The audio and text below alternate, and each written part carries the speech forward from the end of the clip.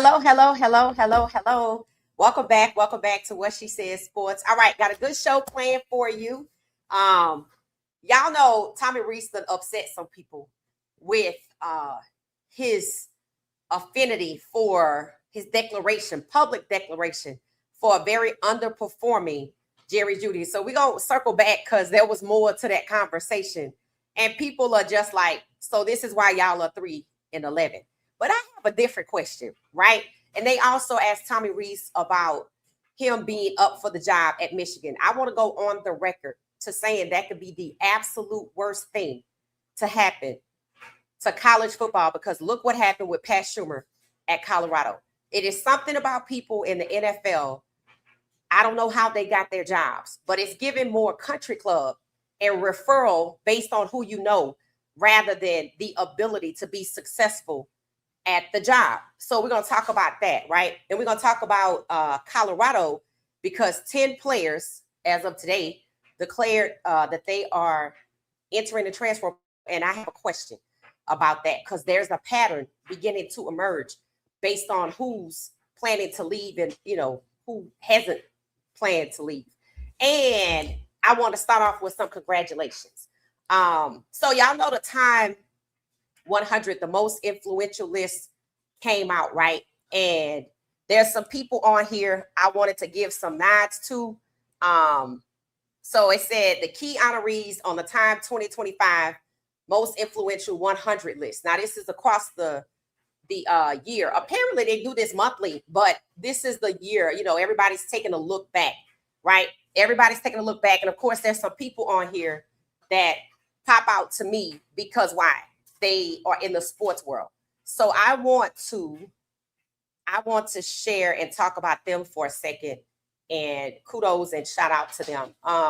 Okay. So first and foremost, let's see here. All right, in entertainment and culture, Snoop, who also hosted the 2025 gala, Rashida Jones, I think that's Quincy Jones' daughter. She was on the show with maybe her real life husband or her TV husband when they had that TV show on Netflix that I like called Black AF, Rashida Jones. And then Danielle Deadweiler, and then screenwriter and producer Shonda Rhimes from Scandal, I think from Grey's Anatomy and all of the other fabulous shows that Shonda Rhimes put out. Now, athletes Serena Williams, Simone Biles, and Jalen Hurts. So earlier today on IG, there was a conversation about we didn't do it. We incompleted the task when it came to voting for the Pro Bowl. All right, first and foremost, we're Shedeur Sanders fan. We did what Shedurians and Shedeur Sanders fans do. We showed up for Shedeur. That's what we do, right? So it's this chick, and it's just funny. I don't know who it is, but and this is all lighthearted. She was like, y'all didn't do what y'all was supposed to do. She said, I told y'all to vote for Shedeur, and y'all was supposed to vote for 2 additional quarterbacks. I think she said we were also supposed to vote for Lamar Jackson and Jalen Hurts. I'm like, we didn't get that memo. We didn't get that memo because if you ain't come this way, we ain't nobody. I'm like, no. I mean, I would have been happy to vote for Jalen Hurts and Lamar Jackson, but we was using up all of our votes for Shedeur, right? Like people were saying, I think Lawyer Bay out of Louisiana said we was out here fighting for our life right now. We really wasn't even thinking about that. So I never saw her video telling us what to vote for. Shedurians did what Shedurians do. We voted for Shedeur Sanders. So understand this. You come to this league, you need to get you some fans. You need to get you about 12 million fans so, they can go all in on the Pro Bowl vote. So I just thought that was funny. She told me, y'all didn't do it right. I was like, we didn't get that memo, girl. We didn't know nothing about that. So maybe next time, whoever that was, I shared it in my stories. Maybe next time, she'll try to give us some instructions. But understand, we're going to take care of Shedeur Sanders first every time. Every time. That's why we're Shedurians. So I thought that was so cute. But back to the list. So Jalen Hurts made Time 100. So see, she was worth it for nothing. Jalen Hurts got a nod for Time 100. Hopefully Lamar Jackson catch, some type of award. But yes, Shedeur Sanders is still number 10 for the quarterback ranking on the Pro Bowl vote. So I just thought that was just, I don't know if y'all saw that going on IG Live. It might have made it to TikTok. But I was like, girl, we ain't get that memo, sis. We ain't know nothing about that. So that's who we have for sports, right? So of course the sports people stuck out. Now, just so I don't know, I've said this before. I'm a huge Simone Biles fan, right? Not because she's a wag, but I talked about the wags about a week and a half ago, maybe 2 weeks ago. And I will say Simone Biles is my favorite wag, which is wife and girlfriend, because I mentioned that they were playing the Browns, right? And she did this cute TikTok. Maybe I can share it tomorrow. But she has a cute video out, you know, getting her outfit together, getting her look together. And it's Simone Biles. So here she is on this list as a Titan. She and Jalen, I think, were underneath the Titan category, which is huge, right? And this is big for Jalen Hurts. Why? Because the NFL tries to overlook Jalen Hurts. Why? We know why, right? Because he's a dog and they can't control him either, right? Remember when Jalen Hurts and Shedeur Sanders had a conversation and they were dying to know what they were talking about? So shout out to Jalen Hurts. Shout out to Simone Biles. Shout out to Serena Williams. And then there's some other people under Innovative Pioneer, Chef Kwame Onwuachi, and artist Micheline Thomas, and Nigerian scientist Christian Happy. So it's quite a few Black people on there. So go check it out. But of course, I want to represent for the athletes. Again, Serena Williams, Simone Biles, and Philadelphia Eagles, Jalen Hurts as the honorees in the Time 100. So there you go. So you know, let's show them some love, y'all. Let me see. Look, if I could get the applause going. Try to show them some love for being named. And I don't know how these people get nominated or anything, but shout out to them. All right, now let's get back to our business. Okay, so let's get back to what she said, sports business. Today, before we go into Cleveland, we're going to talk about Colorado. Okay, so I saw a list. Another person has left, and it's a non-football player. So another non-football player has left Colorado. Y'all know that the director of personnel was promoted over at the University of Memphis, and he will be the general manager of the team. So he's moving on from recruiting. He'll be managing the entire team. So now there's the young lady, Alexis. I think she was on the recruiting staff. I kind of remember her. Didn't see her a whole lot, but I remember people talking about her. She's put in her thank you for the opportunity. She's moving on. I don't know where she's moving on to. If y'all know, let me know. So she's moving on. So that's two impactful people that Coach Prime brought in for recruiting are moving on. Okay.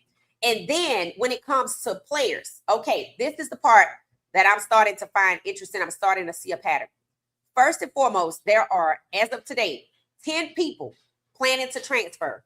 Omarion Miller, Tawfiq Bayard, Jaheim Otis, Noah King, Tion Parks, Mantrez Walker, TJ Branch, Terrence Love, Brandon Davis Swain, and Carday Smith. All right. Now, Carday came in with Julian. They both flipped their original commitment to University of Southern California, USC. They flipped their commitment from USC to Colorado.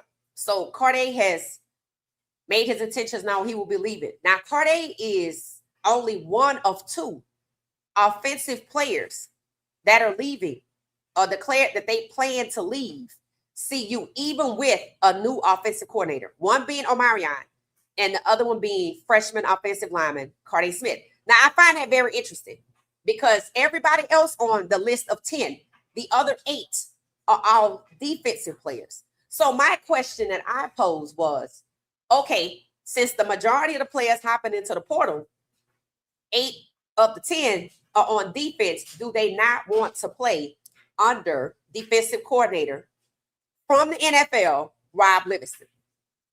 That's the question I'm asking y'all. Because 8 is a lot. I mean, that's just really a lot, right? So it's not like it's special teams people or the kickers or anything like that, right? It seems that the defensive players are the ones moving on. And I told y'all that Rob Livingston's contract is through next year. So I'm wondering if they want to avoid what they saw the offense go through with former NFL coordinator Pat Schumer.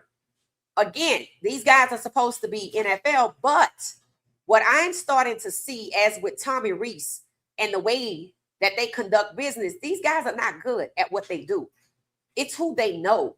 And when they come over to the college ranks, they get exposed. Pat Schumer's system was so antiquated. It's not keeping up with the modern times of dual threat quarterbacks. And he seemed like he had to have his way. Therefore, he ushered in Ryan Staub, who it was terrible, right? I don't want to hurt these young people's feelings. That's not my goal at all. I'm talking about these adults who were supposed to be adults in the room. And Pat Schumer set out to hold back the offense, hold back Kato Salter in his NFL year, and try to run off Julian Lewis by making him third string behind Ryan Staub, which is crazy because Juju Lewis, who originally committed to USC like Corday, flipped to be the future of CU.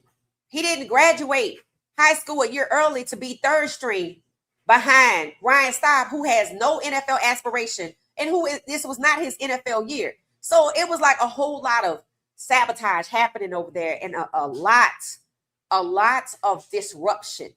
And I'm wondering if the 8 people that decided to transfer, and it might be more on defense, are doing so because the defensive coordinator came from the NFL and it has not gone well. It's obvious that Rob Livingston is not the guy. Who they should have paid, who CU should have paid, is in the NFL. Travis Hunter, BJ Green, and some of the other players, right? So I'm wondering if that's why 8 of the 10 people are leaving and doing so because they don't want to get caught up like the offense this year, like Omarion, who's leaving, right? Corday probably got caught up too. Can't tell you I really heard his name. I don't really know. Maybe he didn't get that playing time, right? So let me know what you think about that, right? And again, it ties into the whole conversation about Tommy Reese, offensive coordinator Tommy Reese, who is choosing to latch himself on to Jerry Jeudy.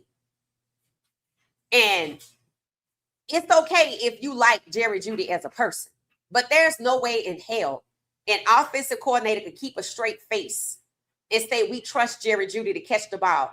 Jerry Jeudy, after 14 games, still leads the NFL in drop passes. So what are you basing this trust on, Tommy Reese? It has nothing to do with football. You cannot trust your wide receiver 1 who's leading the league in drop passes to catch anything but what he wants to catch or what you want him to catch. And that's what I mean by for Tommy Reese to work diligently to show an affinity for a receiver who has severely underperformed rather than put the team in position to protect the damn quarterback and catch the passes from the quarterback. What is he going to do at Michigan? Manipulate and disrupt because he's not a good coach. He's not a good coach.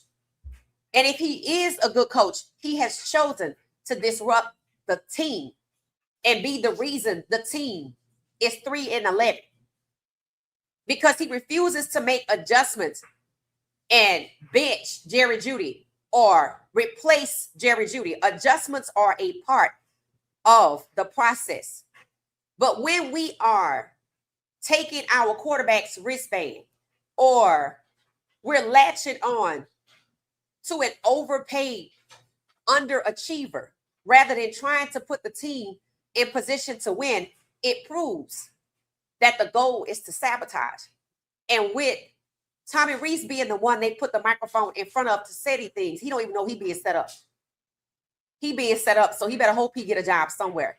But I pray to God it's not in NCAA football because Pat Schumer led the disaster over at Colorado this year.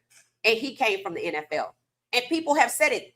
These coaches in the NFL, they got their jobs because of who they know. I don't have the audacity to talk about getting Bill Belichick. Did he not get in a cheating scandal already? Why are we trying to bring back a cheater? And then people have mentioned Gruden. Why are we bringing back somebody kicked out the NFL for racism? And then they're talking about Callahan. Why are we talking about hiring a coach with a losing record. And why are we holding on to Stefanski, who's sub 500 and won only 3 games this year and 3 games last year? And people in Cleveland have the audacity to say that Kevin Stefanski should have the opportunity to coach a quarterback that is consistent. Kevin Stefanski has had 11 quarterbacks and chose to rotate 5, 6, or 4 quarterbacks per year intentionally. And he doesn't deserve anything other than an orange jumpsuit after he's fired for fixing and rigging games. And because Kevin Stefanski is on the hot seat and the fans are disgusted by his willingness to lose and no sense of urgency to win. And he's been here and only had 2 winning seasons out of 5 or 6. They let Tommy Reese put himself on the hot seat, just like they let Jerry Jeudy put himself on the hot seat so they can save and temper down all of the disgust with Kevin Stefanski. No, Tommy Reese should not be hired at Michigan if Bryce Underwood is the quarterback. It is time for these people to stop trying to disrupt these black quarterbacks' futures. Just like Pat Schumer at Colorado, and now they want to send Tommy Reese over there where either Nico is UCLA or Bryce Underwood, Michigan. No, go find somebody else's career to destroy. Why does it only have to be a black quarterback coming out of college whose career gets destroyed? But when it's time to name a replacement for Kevin Stefanski, all of the suggestions are white, failed people who used to be coaches. 2% battery life for failed coaches. Why is that the case? Why is it never a black coach that's suggested as the replacement in Cleveland? Do y'all know something we don't? So no, Tommy Reese should not be recommended for any coaching position in the college level because it's soon enough going to be just as corrupt as what's going on over there in Berea, which I have already pointed out multiple times. It's criminal. Absolutely not. All you got to do is look at what happened to Colorado when Coach Prime was recovering of battling cancer. They turned that program upside down and made a mess of it. And then you want him to come back and fix it. And Pat Schumer was highly recommended by someone from the NFL. So no, absolutely not. And if it happens, Bryce Underwood, you better lace up your shoes and run. Because Tommy Reese has already proven he's willing to sabotage his own quarterback. So no, absolutely not. So that was my question to y'all about the 8 out of the 10 leaving. What do y'all think about that? I want to see what y'all saying about that. And one more thing too. Michael Irvin has some good advice for Shedeur. I want to get y'all's opinion on what y'all think about it. Shout out to the Jacksonville Jaguars. They have a quarterback in Brian Thomas Jr. I remember him when Travis first got there. Brian Thomas Jr., I think was the maybe wide receiver 1 last year. Then, they had Travis and then Travis got hurt. They have another guy that they just gave an 8-year, $50 to $60 million extension to. And the fans are cheering. Brian Thomas Jr. second on the list after Jerry Jeudy. And do you see Jacksonville did not award Brian Thomas Jr. anything because of his underperforming season? But you see in Cleveland, the person that leads the list with receivers with the most drop passes is being coveted. That's the difference in the franchises. That's why it matters where you get drafted. Of course, the round matters because the money is tied to the round. But when you're a quarterback, it absolutely matters what franchise you go to. Because if you go to a franchise that wants to covet and declare its public affinity and commitment to a wide receiver that leads the list through 14 games and drop passes, Jerry Jeudy, you will never be successful. Because your O-line, all of your starters have been strategically moved out of the way. So your second, third, and fourth string O-lineman can fire on you and push the defender into you, and they make no adjustments. You stuck with a wide receiver with a guaranteed contract that no one will hold accountable because they're not trying to win. But see, Jacksonville has playoff ambitions. So they signed a wide receiver that can help them win. They didn't sign the one whose name is right underneath Jerry Jeudy. He probably ain't going to even be there. It's probably going to be Travis and this other guy. So whoever it is, shout out to him. Bakari, somebody, shout out to him. And shout out to the Jaguars. And that might be why when the season started, we heard the rumor that Shedeur could end up in Jacksonville. He just has to survive the Cleveland Browns first. And since they want to go ahead and make some movies, that needs to be the first movie, surviving the Cleveland Browns. That's how bad it is. And when you look at the underperforming players they are committed to and their lack of willingness to make adjustments and no sense of urgency to make necessary changes to win, it is definitely surviving the Cleveland Browns. It's toxic. So let's move on to Michael Irvin's advice for Shedeur.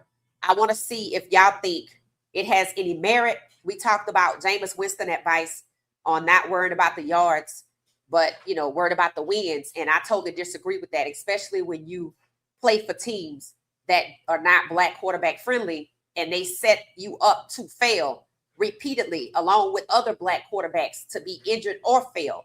You better celebrate everything, every win, big and small. If you wait to just celebrate the wins in an organization that is happy with winning 3 games, nobody said you would be the quarterback for those 3 games. So you better celebrate everything. Context matters. All right. So this is what is said by Michael Irvin. Y'all know Michael Irvin, known as a playmaker, friends with Coach Prime, and, very outspoken about what happened to Shedeur in the draft and, keeping it real, right? So Michael Irvin said, I hope Shedeur is looking at Caleb Williams and saying, man, he was having the same kind of rough season, his first season, but they brought in a coach, and that coach has taken a system and put it around his talent. So what Michael Irvin is saying is that, Shedeur can learn from Caleb. Caleb sacked 72 times his first season, if not more than that, right? And they have pretty much written him off. And why would I say that? Because it was announced, I think, earlier this season, or maybe right before the season started, that the QB2, who went to a D3 college, was given a $10 million contract, which is ridiculous because Caleb was just drafted last year. Caleb is a rookie and was being held responsible because the O-line was incompetent, so they put another O-line around him. So what Michael Irvin is saying is Shedeur is essentially in the same situation with an O-line who refuses to block. They're not incompetent because they blocked for Dylan in the first half of the Ravens game. And in the second half of the same game, they chose to be scattered and not block for Shedeur. So let me know what you think about Michael Irvin's advice for Shedeur. Look at Caleb in his year 1, and now look at Caleb in his year 2. And the difference, they brought in a new coach, which built a system around Caleb. See, that's key. Bringing in a new coach is irrelevant. It's bringing in a coach committed to building a system around the quarterback. That's the key part. So let me know what y'all think about Michael Irvin with that advice. And as somebody that played in the NFL, he likely has seen this before, right? And Caleb is the closest to Shedeur's situation because I don't know how long it's been since Michael Irvin retired. So, let me know what y'all think about that advice. All right. So I'm going to head over to the comments because I want to see what y'all thinking about all of this. If you're just not joining us, hit the like button. 129 of us. Hit the like button, please. And, when it comes to Colorado, looking at the recruiting assistant director, the lady, and the director, both departing. That's people that Coach Prime put in place, right? and then you have the new OC put in place, but only 2 people on the offense are leaving. And Omarion is in his last year. And his reasoning could be, people say it's the bag. It could be, but then it also could be, I don't have no more time to waste. I think they said he had 10 touchdowns this year. The thing that I didn't like, that I wanted it to be better for Omarion was we knew from year 1 that USC game, Omarion was a dog. And it's like he had to wait behind other people, because it was their NFL year. So it's like he never got the true shine that, I felt like he came for, that he was going to get seemingly, but being sabotaged and nobody expected it. So this year was disrupted. Now he's got his Dr. Pepper endorsements. He still had 10 touchdowns. I still think he's a good receiver, but does he really have any more time to waste with 1 year of eligibility for an OC? And we don't know how it's going to go. And then when you see 8 members of your team on defense hopping into the portal, maybe it's because of what I said. The defensive coordinator is still over there to the end of next season. And they don't want to risk their season on not only a new OC trying to get it together, but the defensive coordinator that Coach Prime chased up the sideline still works there. That's why I think it's 8 people in the portal. Let me know your thoughts about that.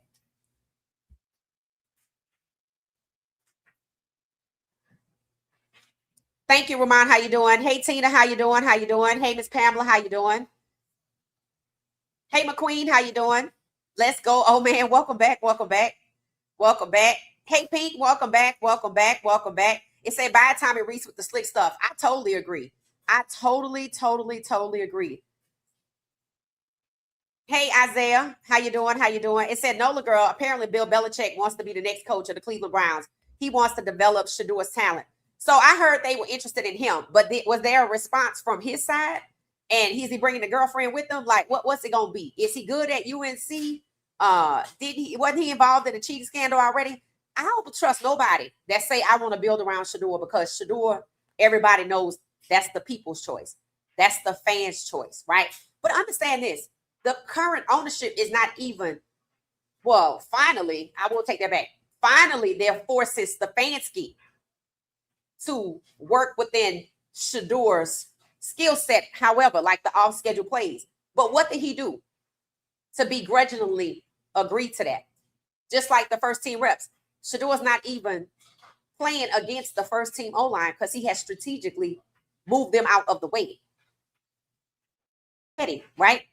But nobody can stop that from happening. So when people say to the public, I want to build around Shedeur, that's because 12 million, 14 million fans, you're gonna get that support, right? But then if nobody can fire Kevin Stefanski, who's gone way beyond sabotaging his quarterback, if they can't even make that happen, does that matter? Does it really matter? Yeah, you want the people support, but what about the ownership, who out here has the media saying Kevin Stefanski deserves another opportunity to have a consistent quarterback? I'm like, Kevin Stefanski could have won with Shedeur, but he chose not to. So no, he doesn't deserve anything other than an orange jumpsuit. That's what he deserved. And make some license plates, maybe. He could have won with Shedeur. He didn't even care about his own reputation, his own win or loss record. He don't even care about the team. And he damn sure don't care about the fans. The fans out here suffering through it, knowing. And first, the players had to suffer through it, because just like the fans see that the Browns can win with Shedeur, it's not even a question. The players were in the same position this summer and fall and going into the winter. But Kevin Stefanski would rather suppress the offense and defense to lose games rather than put in the piece that's already on the ground, which is Shedeur. And he did everything to keep Dylan out there until somebody forced him to be different. But you see, he still has a job.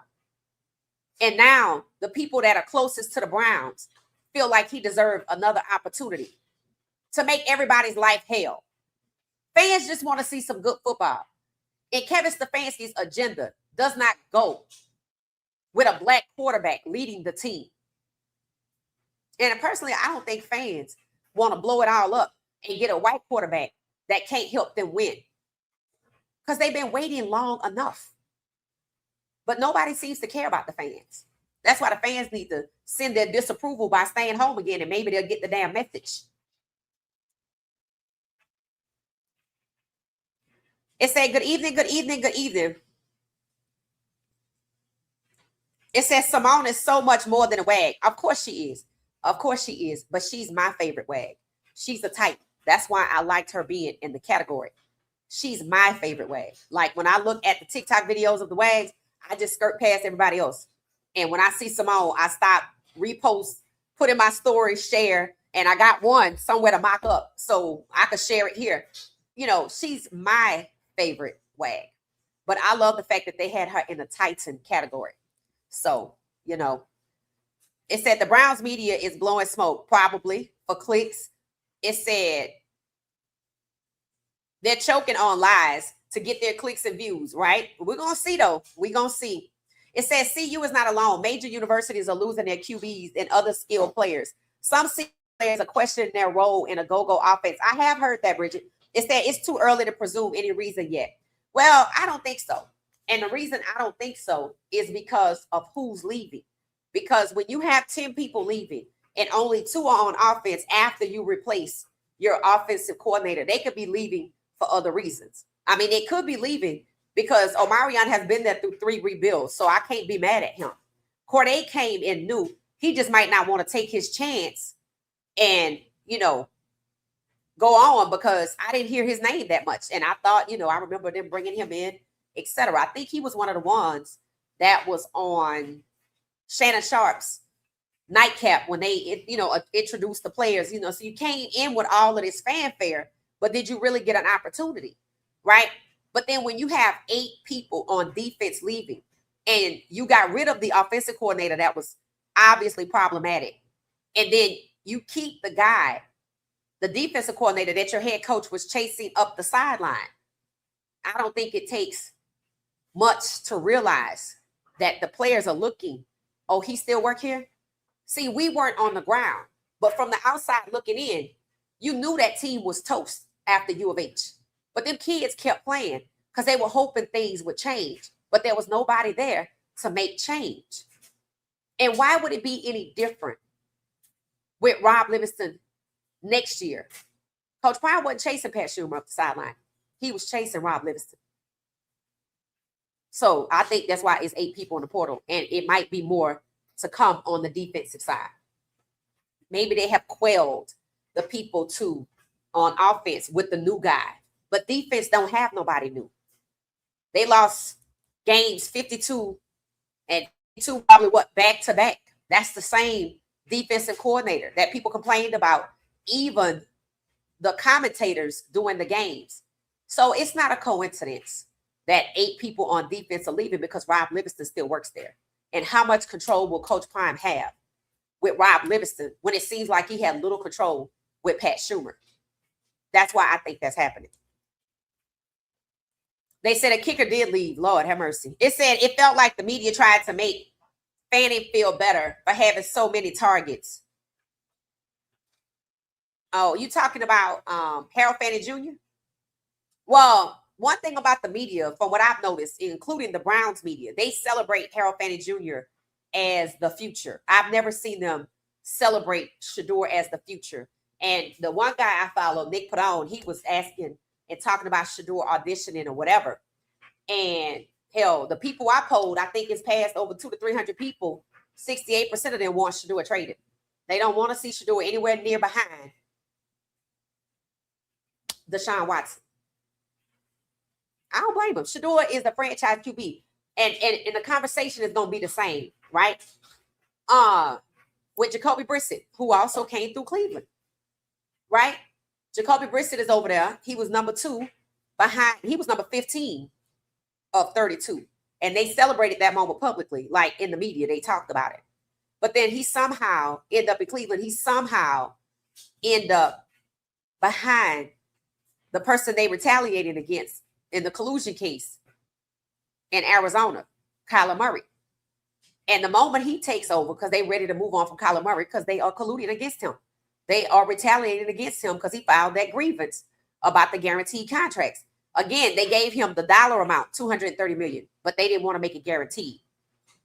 Here's what they were saying as soon as Jacoby Brissett start playing. Man, he could be a franchise QB somewhere. They said the same thing. Jameis Winston could be a QB1. They know this. They are intentionally stacking these black quarterbacks together.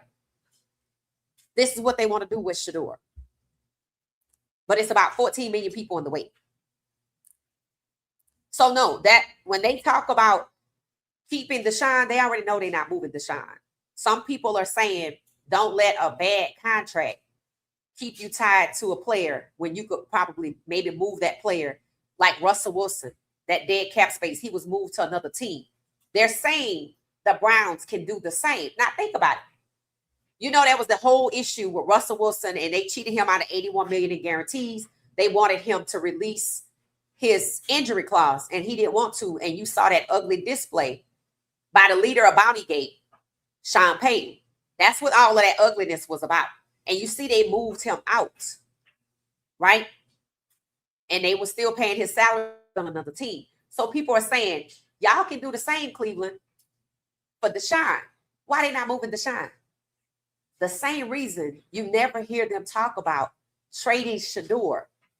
Deshaun and Shedeur were sent to Cleveland for their careers to come to a grinding halt. Deshaun's last year, he'll be a free agency after the 2026 season. Let's see how many teams want to get him. How many teams you hear calling for Shedeur after he put up 393 yards? And they know that last game can't be blamed on him. A receptacle. Fans just need to understand that's what the franchise is that you support in Cleveland. So you got to deal with whatever agreement they made to take care of it. It's a receptacle. So Michael Irvin's message, while it is valid in most cases. If Cleveland is still a receptacle, the context don't fit. That's my point. Context matters.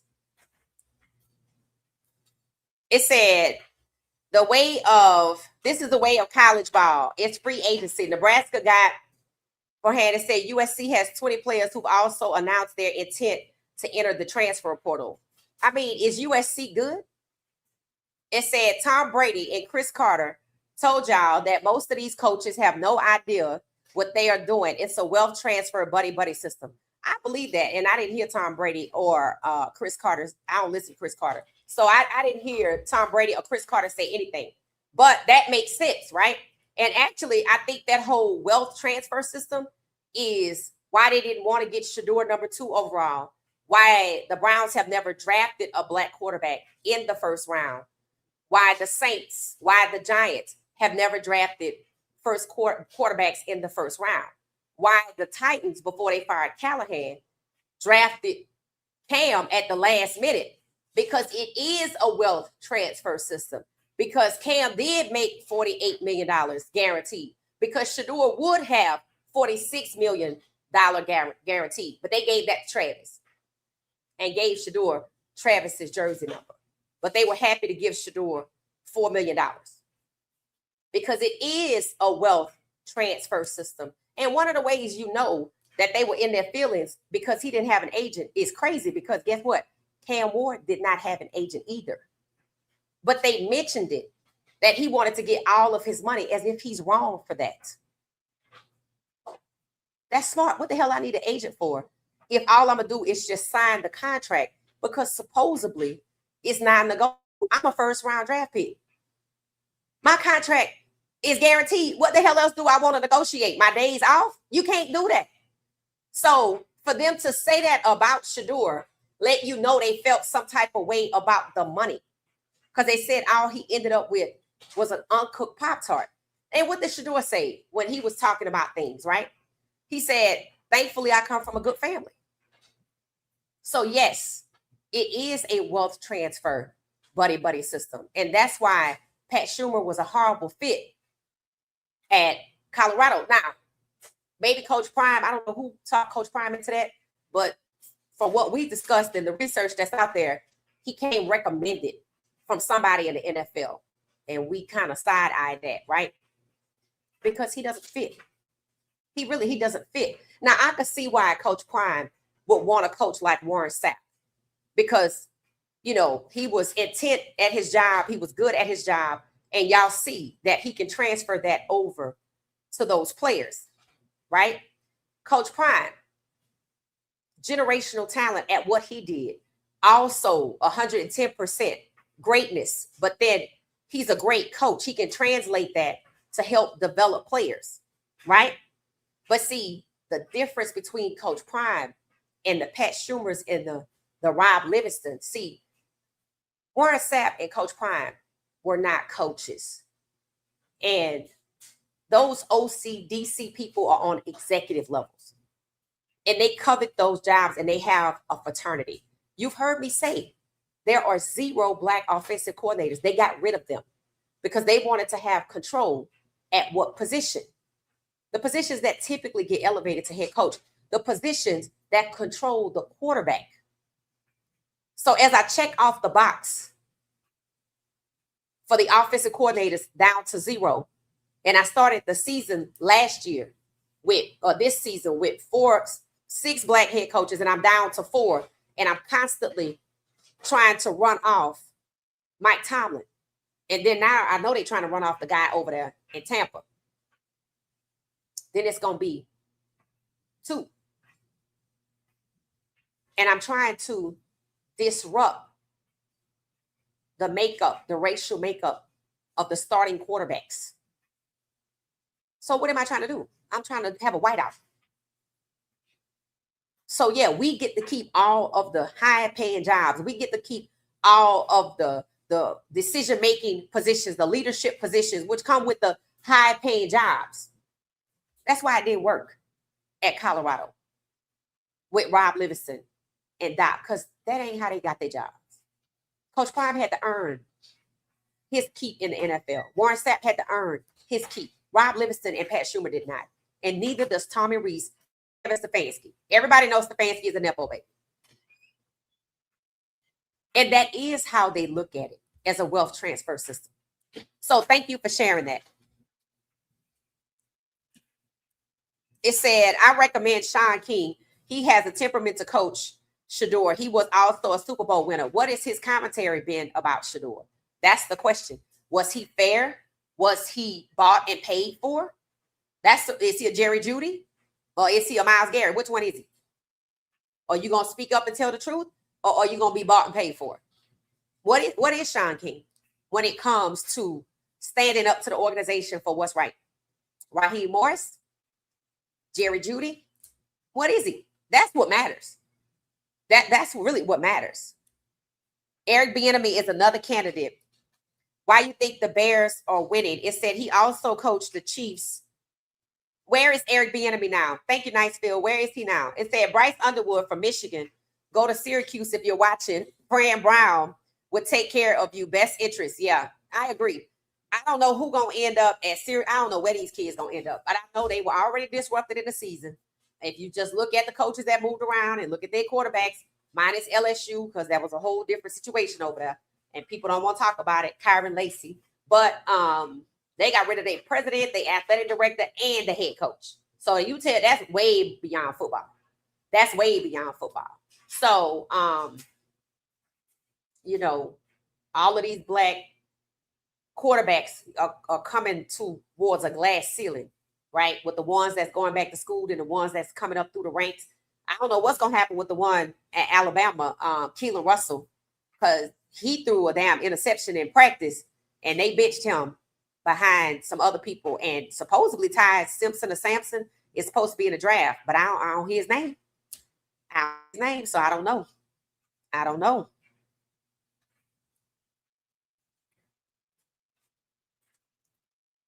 It said Midwesterner white male racism. That's what it's giving.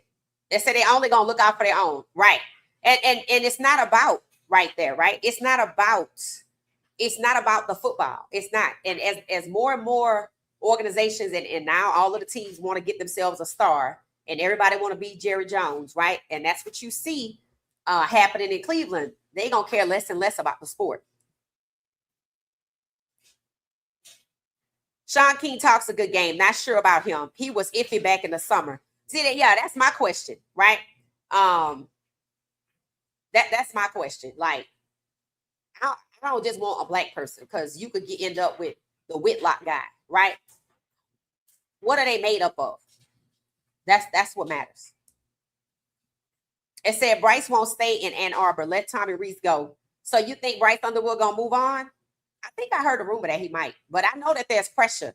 I know Dante Moore and Bryce Underwood are facing pressure on their decisions, whether they know it or not. They will as it get closer to it's time to make a decision. And I checked. I think it said the portal was open January 2nd through 16th. So that's not a long period of time, right? So by then you have got to figure out what it is that you want to do. It said, I know Shedeur wants in his heart to play for the Browns, but the Browns are jinxy as hell. Hope he gets off of that team. Yeah, I think that might be the best thing, right? Because even just moving Kevin Stefanski isn't enough. Because then what if Kevin Stefanski gone and Tommy Reese still over there, right? And then what if Tommy Reese is over there and the people who were suppressing the defense, they still over there? The Browns are a franchise you need to take and ball up and throw in the trash. That's really it. Just start over. Because you need new ownership. That's really what you need. Because now it's fired Tommy Reese and it's fired Kevin Stefanski. That's just what it is.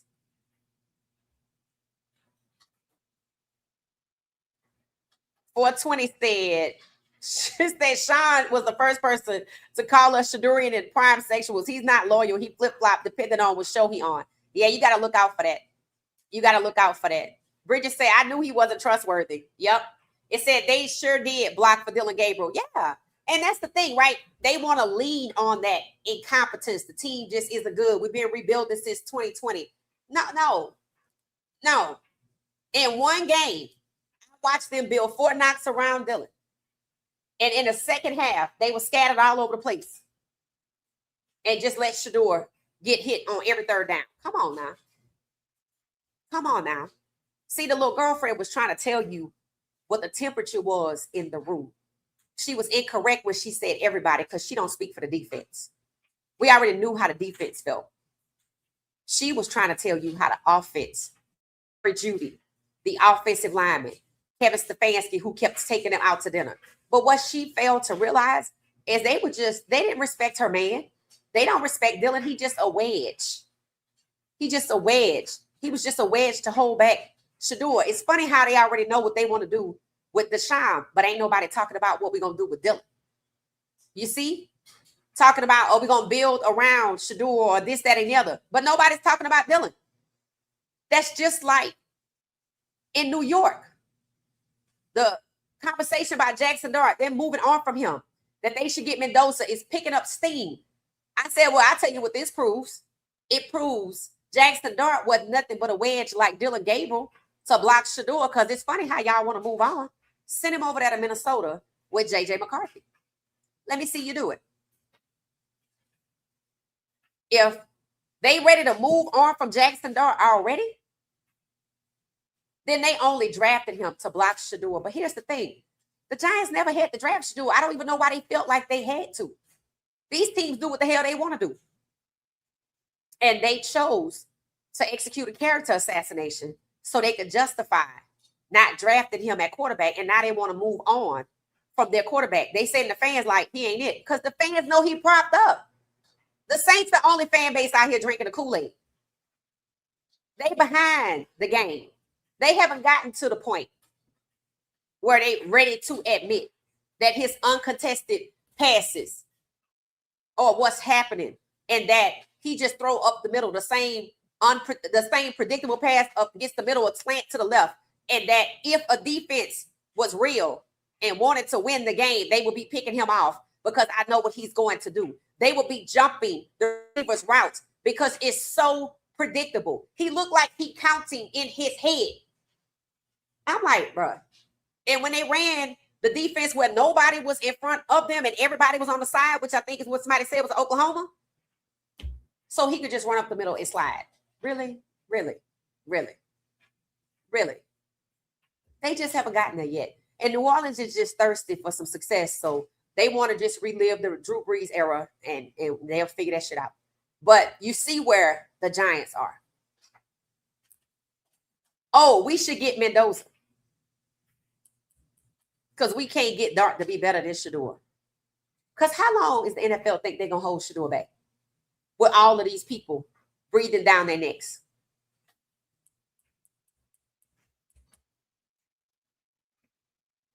That's probably why they don't want to move him, because you can't move him at anything other than a franchise.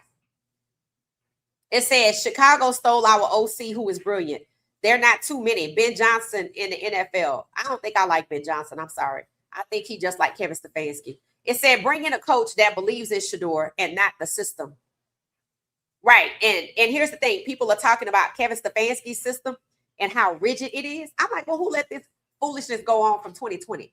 Remember, we heard a white fan from the Browns organization talk about Kevin Stefanski's agenda and how he tried to break down Deshaun Watson into Dylan Gabriel, a game manager.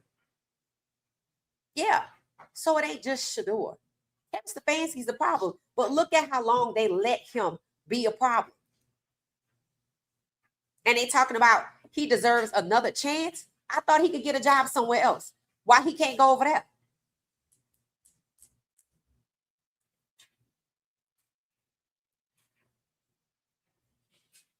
It said losing anyone from the recruiting staff is not a big deal. It said they weren't busting grapes anyway. You know who I think the best recruiter was for Colorado? Shedeur Sanders. Travis.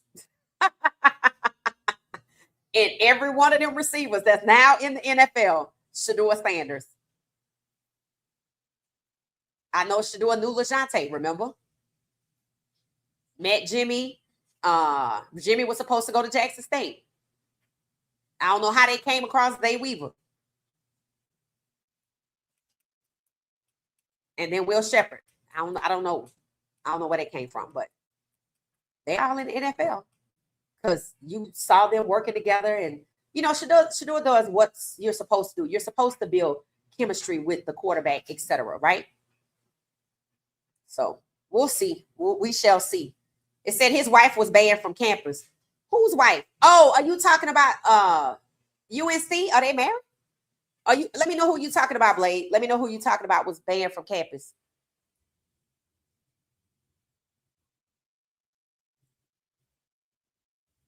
That's what I want to know. Are you talking about he married her? I'm like, I didn't think they were married. If the organization is honest and for real, it could be all right for Shedeur, right? But the Browns have never built that team right. It said they have always come up short. And you know why? See, here's the thing. When somebody consistently comes up short, it's intentional. It don't take 6, 7, 8 years to build. And when you have Shedeur on the ground and you're willing to say you could build for 3 more years, but you was going to get him as your franchise, you're not trying to win. Now, why it is they want to lose, I don't know. I look at who they have had as quarterbacks, and I look at what have happened to their careers, and I look at they have a stadium and they didn't do nothing for it. They don't deserve nothing new. You got to do something with what you have first. It's like they were gifted something. And why were you gifted something? What the hell did you do? On what merit were you granted a stadium? How many winning seasons? Kevin Stefanski's only had 2 winning seasons. How many winning seasons have the Browns had since the current owner took over? It's giving quid pro quo. You do this for me, I do this for you. And business is illegal. And I think you do this for me was Deshaun Watson, and I do this for you, the new stadium. Not a coincidence an insurance company picked up a portion of Deshaun's tab. And who the hell know who gonna pick up the last 46 million? Somebody said it. He probably just gonna get put back out there and hurt again. It could happen. It could happen because they surely weren't trying to win with him. Deshaun has never played over, I think, half a season or 10 games at the most since 2022. And you keep him hurt, and that's not nobody. Then now when you see what they sabotaging Shedeur, manipulating the roster with all of these fake injuries. I mean, Wyatt Teller said, I'm not injured. That was room for somebody to go run around and say, hey, let's start looking into these injuries. But because it is a wealth transfer buddy system, that's not going to happen. But the people that know them, that are betters, they making that cash. You best believe that. Just based off what they seeing, because they know what the plan is. We don't know what the plan is. But like most bettors say, I mean, you can kind of figure it out when you look at the depth chart with all of these red circles and these Qs. And that's why people said they were betting. I'm like, they just being racist. The people that are betting are the people that know them, that's capitalizing off of the racism.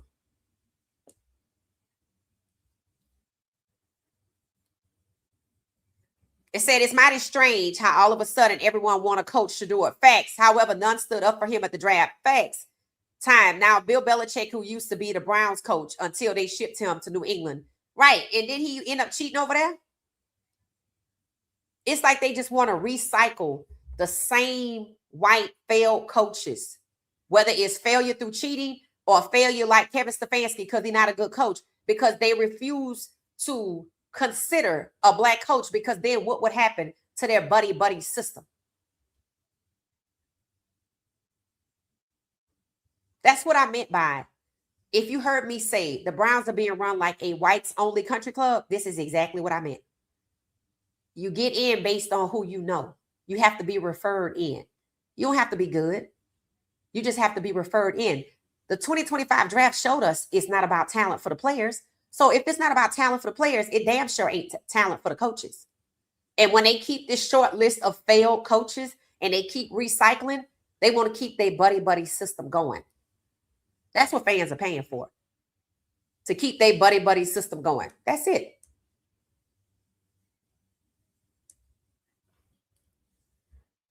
Hey, y'all, how you doing, Blind Beauty? Welcome back.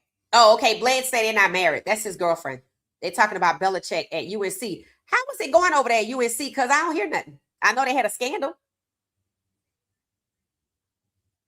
And a black coach got fired for it, but the parents blamed Bill Belichick. I read that.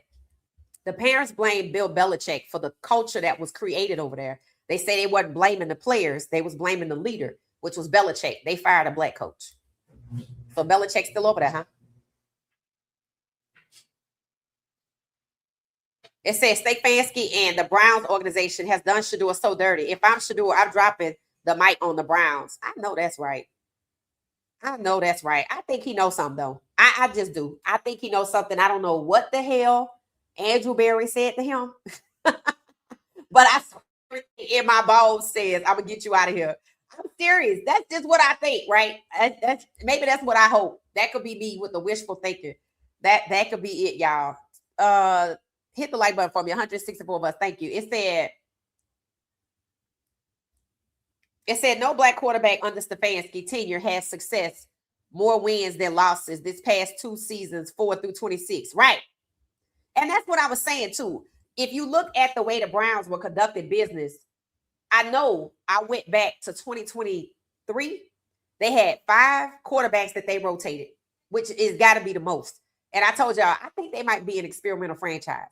Then they went to 2024 and had Deshaun, Winston, Dorian Thompson-Robinson, and then they had Bailey Zapp, 4. So they went from 5, rotated 5 quarterbacks, and Flacco was one of them. So I don't know why they didn't bring Flacco back for the 2024 season if they valued him so much.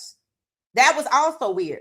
And I don't know why, if Bailey Zapp was over there playing at the end in 2024, they didn't keep him. They let him go. And they just disrupted what Huntley had going on. And he said he don't want to come back. Who would want to come back? Of course, you're going to say great things to survive, but I don't think anybody would just want to go back there. Like, to the people that celebrated that they got contract extensions and can retire in Cleveland, they got kids in school and they happy they don't have to uproot their life. And they have learned how to survive in that toxic environment. That's all that is. I'm just happy I ain't got to start over nowhere else, and I'm still happy I got a job.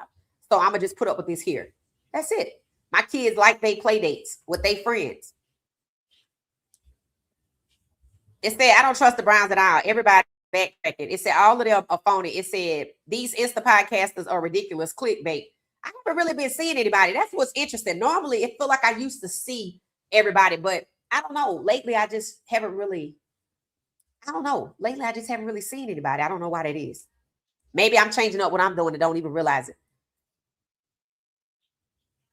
Stefanski hasn't succeeded with white QBs either. He's a failure, but he's definitely sabotaging Shedeur. It's not the first time.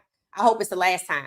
When people bring out that, that's true, Bridget, but when people bring out the white quarterback thing, you know what they don't account for?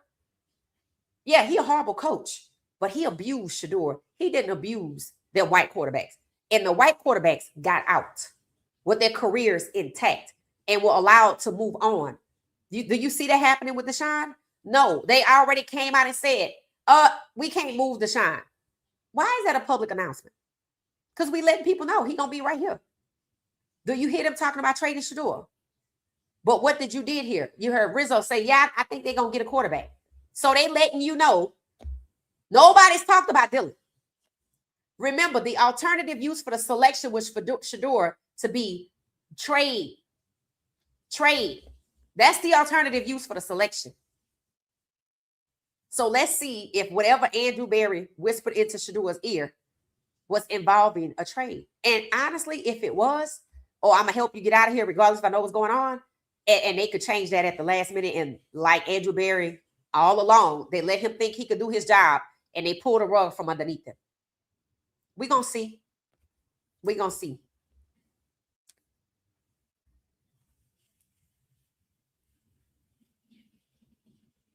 So, yeah, the white quarterbacks get to get out. They don't get abused. He needs an agent now. An agent is not helping him, coach.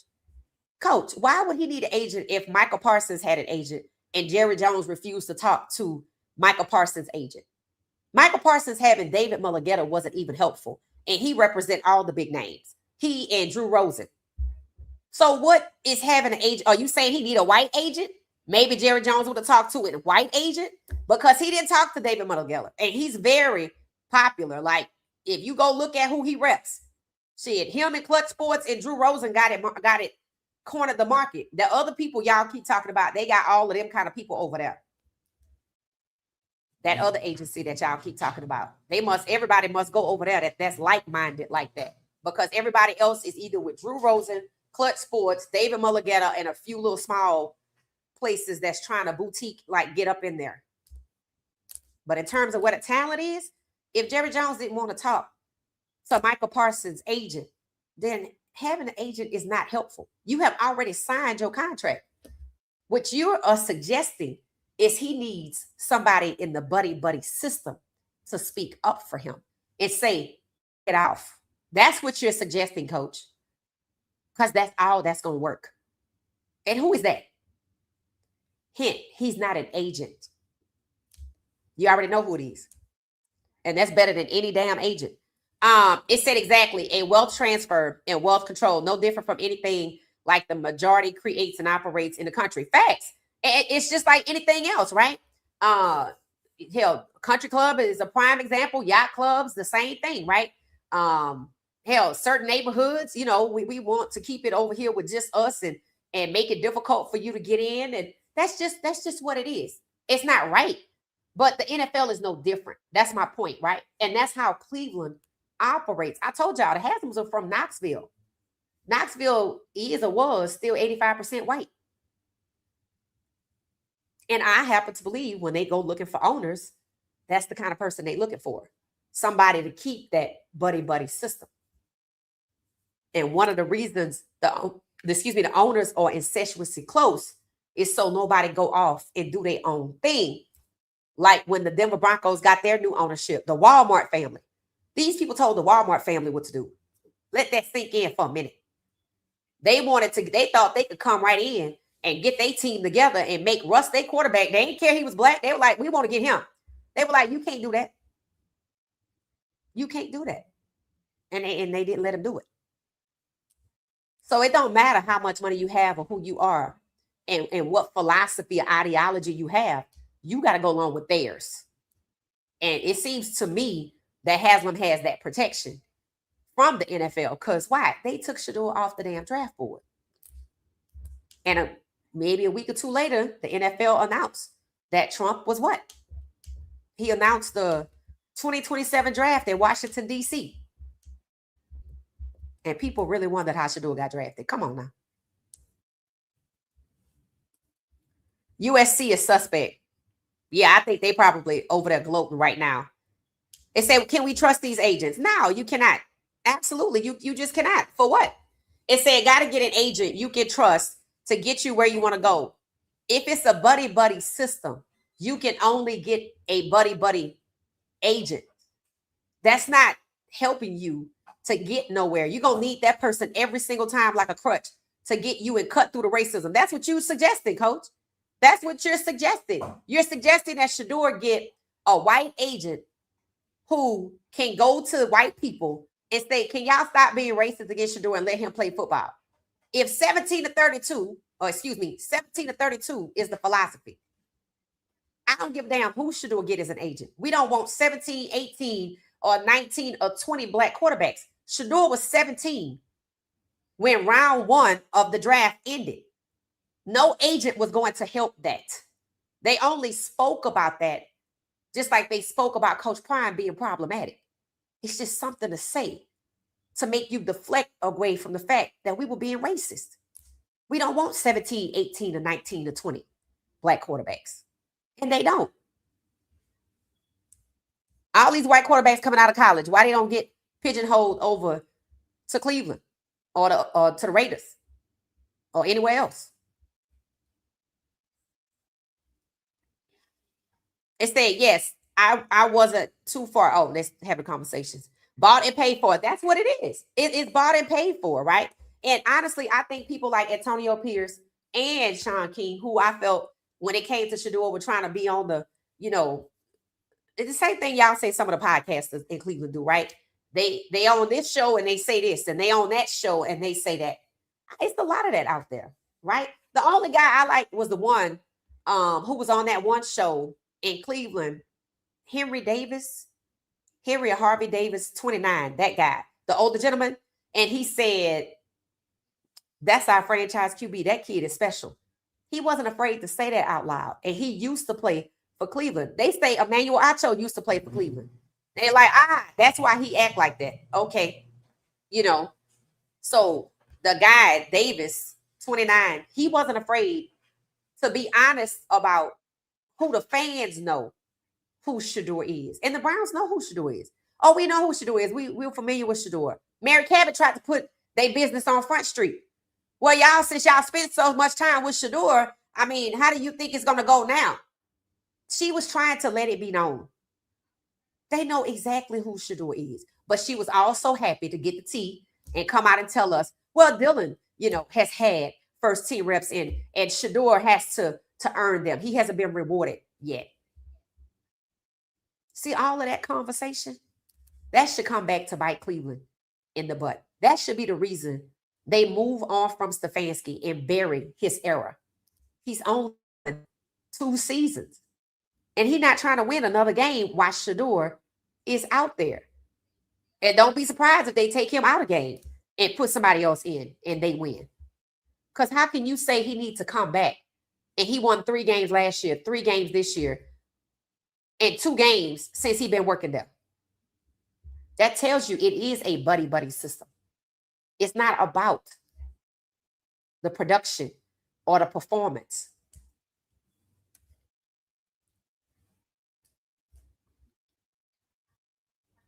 It said, aren't the agents attached to the players' organization who seemingly don't do anything for the players? I mean, I wouldn't say attached like legally binding, but you have to be in good with these teams in order to broker a deal with them. They're not going to just let somebody off the street, whether they have the credentials. Just, it's like, oh, okay, you with Drew Rosenhaus. So let's take Shiloh, okay? Shiloh signed up with Drew Rosenhaus, one of the biggest agents out here. If y'all remember when Tyreek Hill was in that situation on the ground with the officers harassing him in Miami, he kept saying, call Drew Rosenhaus. That's who Shiloh hired. But understand this. Yes, Drew Rosenhaus got him to Tampa, But they already knew they was going to cut Shiloh. They wasn't going to never leave Shiloh on that team. Do you really think it's a coincidence that Colorado is over there trying to upend Coach Prime at the same time Cleveland is trying to upend Shedeur? They already got rid of Shiloh. Now, like Shedeur said, I'm the last one. And now you see what he's talking about, because technically Coach Prime ain't there. You firing his people. You running off the people he brought there, the recruits. You running off the new recruits. Somebody else obviously going to decide who that's going to be. And you running off the players that he valued, that he played. You're changing everything while he's there. And you're visibly taking a photo op with his replacement. And everybody knows that's his replacement. You don't think it's weird that going into Coach Prime's season 4, nobody's talking about that in the media? Oh, Coach Prime got a new. Nobody's talking about the OC. Nobody's talking about what's going on at CU. We know what's going on at Michigan. We know what's going on at Ohio. Hell, I know what's going on at LSU. I know what's going on at a lot of schools, but they ain't talking about Coach Prime. That's intentional. They always talk about Coach Prime. It's like they acting like he invisible. And why is that? Because they want him to quit so they don't have to pay him. See, people haven't accepted the fact that that's what's going on, but he has. I bet you $10 he has. I watched what he been posting since y'all told me he don't post nothing. See you. Nope. I saw something today. He was out there fishing and talking about it's the closest thing to something like heaven or a peace or whatever. I went look because you told me. Y'all was like, notice how he posted. Right. Notice the media ain't talking about it either. They're acting like he's invisible. And when they do that in corporate America, they already got your replacement. They're going to hire your replacement. When your replacement start, they're going to slowly just exclude you. What did they do at Michigan before they fired the guy? They were having meetings without him. They were already treating him like he was gone. But they knew what he had going on. Remember who he was having an affair with? Somebody in the NFL's daughter for the Bears. So everybody knew. They used that so they didn't have to pay him. That's what people are talking about now. We already had the conversation. I told you the first thing I did with my bonnet on after I went live was, I think before I went live, I looked up his buyout, and they don't have to pay it because of the conduct. And I said before that happened, Coach Prime, you got to be careful out here because they're going to try to find a reason. They'll lie. Yes, they will lie. They will definitely lie. So they're acting like he's invisible. The media isn't acknowledging him. They're not talking about, ooh, this, that, and the other. What coach? They're not doing none of that. They're acting like he's invisible because his replacement is already on the ground. Not a coincidence. His people are leaving. Not a coincidence at all. All right, who we got? Shout out to PA for the super chat. It says, sister, you don't forget nothing. I am sitting here like, yeah, I remember that. What my shirt say? What my shirt say? This ain't just Coach Prime. What my shirt say? It say 21 on the back, but it say I keep receipts on the front. I don't forget nothing. License plate numbers either. I don't forget a damn thing. And when I was in college and I would be up late, I saw so much and I still have never forgotten. I still have never forgotten. Some people just blessed with the gift. That's all I can say. But, you know, we just happy when we see Shedeur be happy. That's it, right? But I think the best thing is for him to be able to be traded. But that's on the NFL. And if he's going to be traded, they already know where he's going to be traded. Now, Michael Irvin's advice is for somebody where the NFL wants them to succeed. Paying Caleb Williams back up $10 million, even after you hired Ben Johnson, suggests what? What does it suggest? That you ain't the future? It's temporary. And they're going to do the same thing to Cam Ward. See, when these guys are the number one picks like that, it's like they get in their feelings and they get sacked excessively. They get mistreated. And Lord, if they win, like Jada Daniels or CJ Stroud, their sophomore season, it just goes straight to hell, right? They try to It's really the same thing with Shedeur. We're trying to prove you aren't good. We're trying to prove that just because you're the first, and I think it comes down to the talent, right? It's crazy to me. Well, it was crazy to me till I realized something. It was crazy to me that they would draft Bryce Young, a Heisman winner, first overall, and then bench him and get him sacked 65 times, etc., and not get the O-line to do anything. That's exactly what's happened to Caleb. That happened to CJ Stroud in his sophomore year after he put that team on his back. Jaden Daniels, his sophomore year.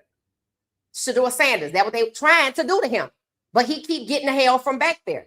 I went back and I told y'all I was going to watch the Falcons and the Bills to kind of see if there's a chance in hell that Shedeur can win this game, because I was like, the Falcons were not supposed to beat the Bills. But it was a combination of a few throws for the quarterback, but mostly the run game and opportune times. I watched how Michael Penix Jr. got trapped behind his O-line. Something Shedeur looked out for, and you see he got the hell out of there. See, this is why I say when they talk about Dart and they talk about Tyler Shaw, they could never exist in Cleveland with this type of malfeasance. They could never. First of all, it would never be that way. But I noticed when it comes to the black quarterbacks that they've been drafting since 2020, if they come out in the first round and they inherit QB1s like Cam Ward, they get sacked so many times. It's like they're trying to, Justin Fields, disrupt their careers. The more they get hurt, the less time you can play. This don't happen to white quarterbacks like that. And they don't do nothing about it. So Shedeur is actually in a better position than Cam. He might have got robbed of the money, but I think God's point was your health matters. Not that Cam's doesn't. Cam wasn't sacked 50 some odd times in college. Shedeur already was. So to me, that's just God looking out for him, right? Having a yo-yo for a head coach who don't want a black quarterback to be successful, so I don't even want to put you out here. But then when he gets out here, this same head coach manipulates the O-line so Shedeur cannot be successful. All of the running into Shedeur and pushing these big O-linemen into Shedeur, bruh, that's crazy. And nobody will do anything about it. All Shedeur can try to do is escape it. And I watched the Bills. Number 91 and 96 is two black guys on their defensive line. They wear the number 90-something. They are some monsters. Shedeur gonna have to poke with Sean Junkins because, you know, I watched the Falcons number 25 and Bijan Robinson get out of there. But you got to kind of go run to the left or, you know, get the head. You can't try to go up. Now, one guy went through the middle and got out, Aguilar, but they call him a power back. I don't know if Cleveland got no running backs like that. So if the run game is shut down, Shedeur going to have to make a way. And with Tommy Reese out here talking about they have to trust Jerry Jeudy, and he loved Jerry Jeudy, and we're going to give him more opportunities. That just basically tell you that he ain't but one or two people to throw to. So once again, he going to have to try to do a whole lot with a little bit. And he's done it before. But don't forget, the defense is also being suppressed. And Atlanta's defense is top tier. I will say that. It was. I don't know where it's at now. But Atlanta's defense got a lot of credit for shutting down that game and sacking Josh Allen multiple times. I don't know, with the way they are suppressing Cleveland's defense and justifying it by saying they're trash, which is so sad because they're not. Myles Garrett only needs 1.5 sacks to beat the record for the single sacks in a season, and that is Michael Strahan, 22.5. So he only needs 1.5 sacks. And we pointed out, since they were playing the 49ers, since they played the Titans, they were easing and kind of pushing Myles Garrett to the back. Now, Myles Garrett said it's because of the run game. If you run the ball, I can't sack the quarterback. Josh Allen likes to throw the ball. So Myles Garrett should get his 1.5 sacks. Somebody said he's going to get 3. I saved it from earlier. It says some people said he's going to get 3. He's going to get 2. I say he going to get his 1.5. I'm going to give him 2. I'm gonna give him 2. But he should be able to get it now. If he don't, knowing Josh Allen likes to throw the ball and he the star, right? What does that tell you? That they've suppressed the defense. Because the more that Josh Allen gets sacked, just like that Atlanta game, that gives the advantage to the Browns. But I feel like the Browns be calling these people up, the fans specifically, to Ben Johnson. Hey, we're going to let y'all get this one.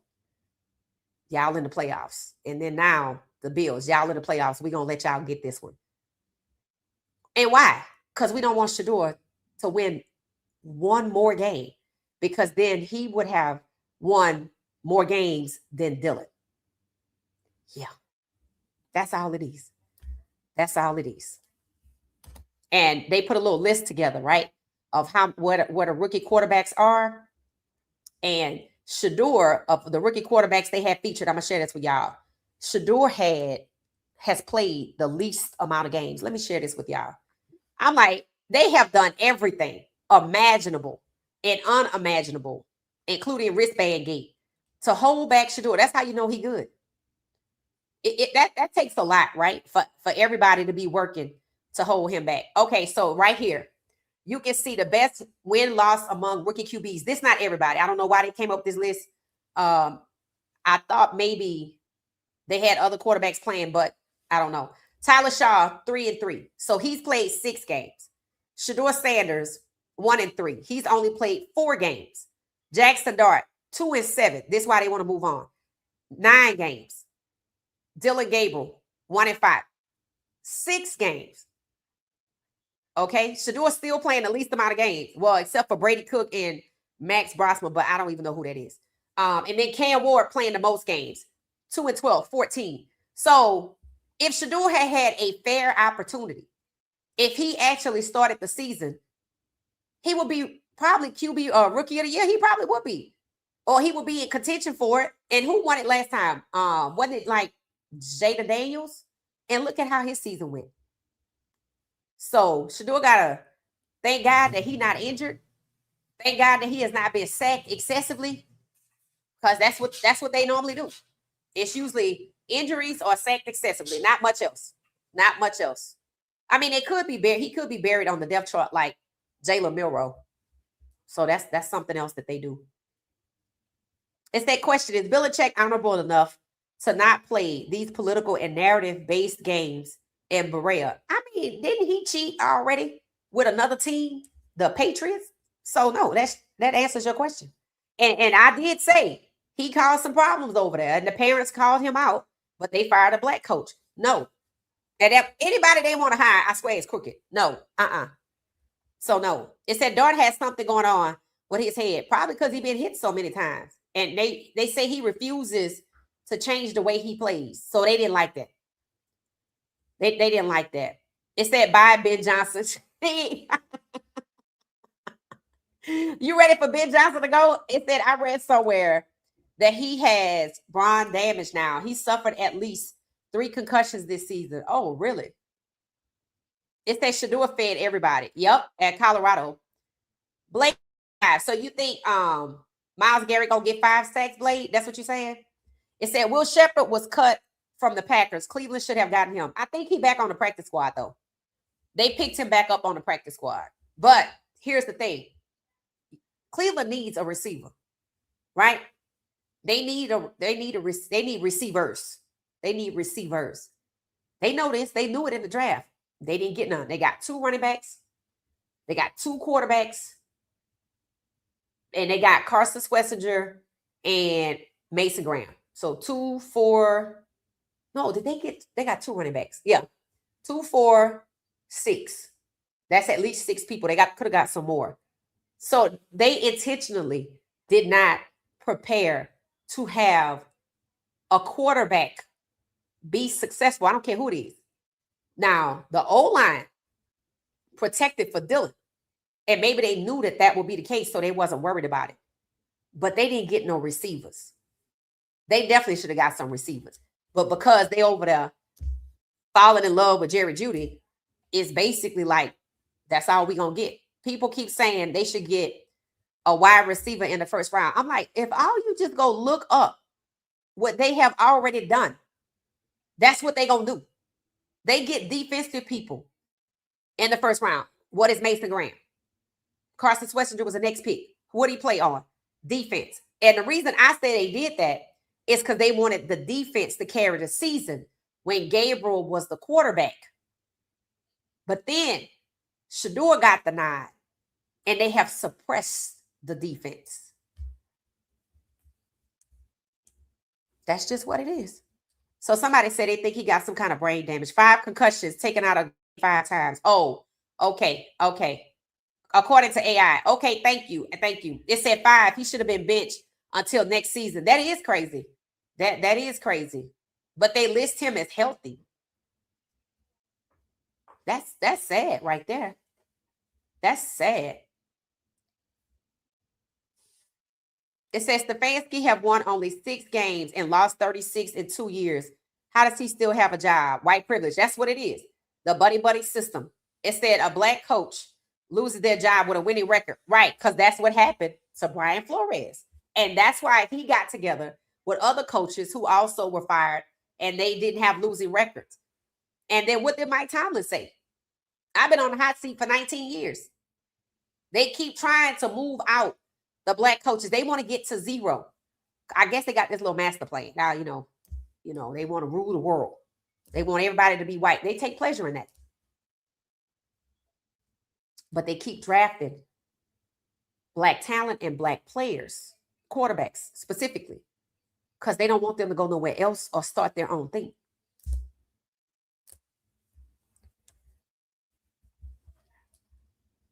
It said Pro Bowl energy, Shedeur. Yep. It said Belichick is in North Carolina and they were losing. So they didn't have a good season. Are they done? Are they in the postseason with the bowls and stuff like that? Julian said, I am here for it. The love from the fans for Shedeur. Facts. It said the good old boys. That's it. I mean, that's really what it is. And it's funny. I don't even think they care that you know that they have a buddy system and they running it like a whites only country club. I've said it multiple times that Stefanski has basically tried to tell you that. Like he tried to tell you that we don't think Shedeur is fit because he's black. Look at what he did to Deshaun, right? And then they want to give him another opportunity. So what you gonna get Dante Moore and screw him over too? Probably, but I can't see them wanting to pay Dante Moore because they ain't want to pay Shedeur. And they keep hiding behind Deshaun.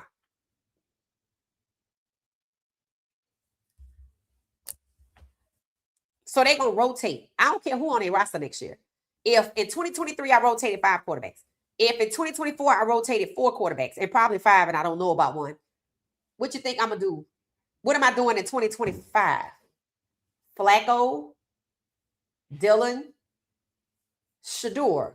And I still have to evaluate Deshaun, and then there's Bailey Zapp. Remember, Bailey Zapp played the last game, I think, of 2024. Maybe they'll let Bailey Zapp play against Flacco. Who they gonna let play against the Steelers? Is it 3 games left? The Steelers? Who they gonna let play against the Steelers? Gonna let Shedeur play against Aaron Rodgers? Or are they gonna let Dilla do it? Or are they gonna put Deshaun out there? Here's what I need to happen. I need the unexpected to happen. In all facets, I need the unexpected to happen. And just like the Falcons, who people was joking and said they were supposed to lose to the Bills by 30, but they won by like 14. That's what I need to happen. I need the unexpected to happen. And I don't know what that's going to look like. It can't be the same identical way because understand this, they're already shutting down Quinshon Judkins. He gets like 1.8 yards per carry. That's crazy. So I don't know. I know their goal is for this game to be a massacre. You can tell. You can look at how many people have been suppressed, how the O-line has been manipulated. We already knew wristband gate. Ain't no telling what's going to happen next. They want this game to be just as bad as the last one. Okay, there's 3 games left, y'all. The Bills on Sunday, then it's the Steelers, and then it's the Bengals. So they probably want Shedeur to lose miserably. The Browns to lose miserably to the Bills. Maybe they bench Shedeur, put in Deshaun for the Steelers, or they split and they let Shedeur play against Aaron Rodgers. Because remember, Aaron Rodgers is blocking Shedeur from Pittsburgh. So that kind of gives them, oh, see, it was good not to get Shedeur. But they said Shedeur should have been drafted in the first round and put as QB2 behind Aaron Rodgers. But he didn't want Shedeur over there. And then the last game is Flacco and the Bengals. So, I mean, they're already out the playoffs. All they got left is just opportunity to try to prove that Shedeur is not him. They tried it last week and failed because wristband gate. Wristband gate, the O-line and Jerry Jeudy combined let you see it ain't on Shedeur. And everybody with eyes and a brain know that that was a setup, right? So that's all they have the opportunities with these last 3 games to do the same thing. So I need the unexpected to occur. Like I said, it said, man, I think it's God's plan to send Shedeur to the Pro Bowl. He balls out because Pro Bowl coaches, wide receiver, and lineman know they gonna spin the narrative from that.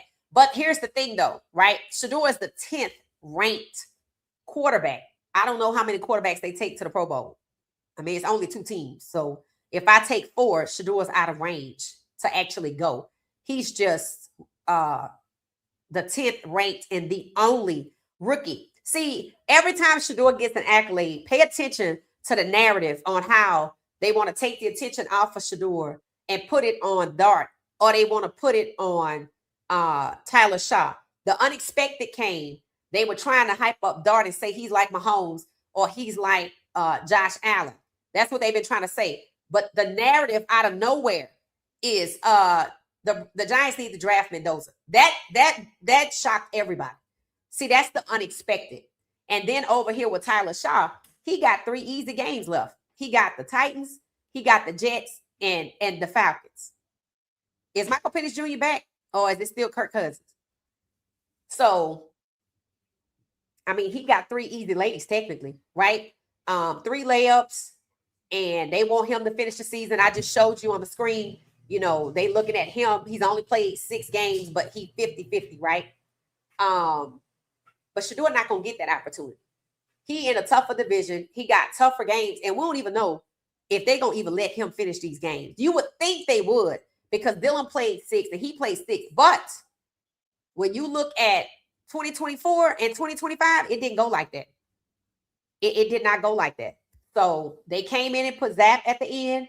In 23, they came in and put Flacco and somebody named Mondo at the end, or somebody else in 2023. So look for the switch, unless they just insist on leaving Shedeur out there with these very tough teams. We're going to see. Well, anyway, we're going to get ourselves out of here. We'll be back tomorrow, guys. Thank y'all, 205 of us tonight. So, yeah, that's just the Pro Bowl.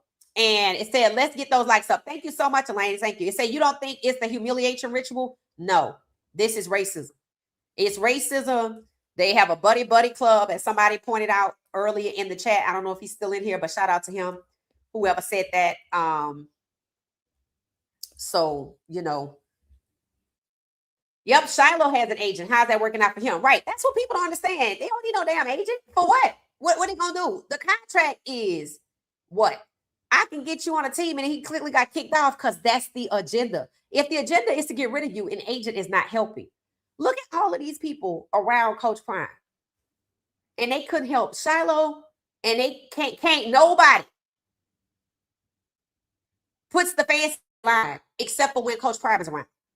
And they still let Stefanski run their Wildcats, but Shedeur got to ball out. And that's only when Coach Prime is present. So I don't know what he's doing this weekend, but I need him to come over to the Bills game. I need him to come to the Bills game. Facts. Because that's the only time Shedeur was allowed to ball out. Because maybe they know, I don't know, I ain't going to say they fear Coach Prime because they still ran in Wildcats. But they did let Coach Prime ball out. So you can't ignore that. You can't ignore that at all. All right, y'all. We'll be back tomorrow. I'll be back during the day. I'll see y'all later. We'll continue the conversation tomorrow. We can continue it in the chat. I'll let y'all know if anything else come up, but see you. We'll know who leaving next.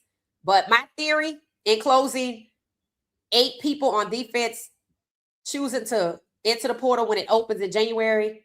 I'm wondering if it's because they don't want to play for the current defensive coordinator that we saw Coach Prime chase up the sideline, Doc Livingston. That's on that. And I'm going to schedule, don't forget members, on Friday, we have a members live stream. And then on Sunday, 12:50 p.m., 10 minutes before 1 p.m., the game time, we will have our What She Said Sports watch party, Shedeurians, Team Shedeur, auntie, uncles, or whatever. So we're just going to do our thing. Sunday, and we're going to see what God has done because I need the unexpected to happen, just like it did for Atlanta. Okay, I'll see y'all tomorrow. Thanks for watching What She Said Sports, everybody. Have a good one.